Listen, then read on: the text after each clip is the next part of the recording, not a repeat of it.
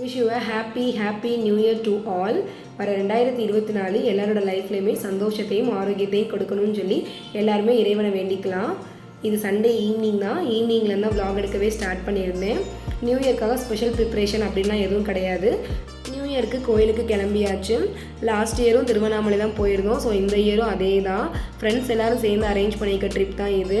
Last year தம்பிங்களெல்லாம் கூட்டிகிட்டு போயிருந்தேன். இந்த இயர் வந்து நான் அம்மா மட்டும்தான் போகிறோம்.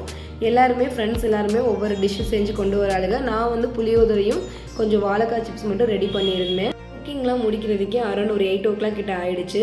ஸோ எல்லாத்தையுமே ரெடி பண்ணி பேக் பண்ணி வச்சாச்சு.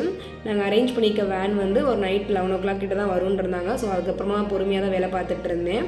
நாளைக்கு நாங்கள் ரிட்டர்ன் ஆகிறதுக்கே வந்து ஒரு நைட் 2 o'clock கிட்ட ஆகிடும் அப்படின்றனால இன்றைக்கி விளக்கு பொருத்தி சாமியெல்லாம் கும்பிட்டுட்டு அம்மா வீட்டுக்கு கிளம்பியாச்சு.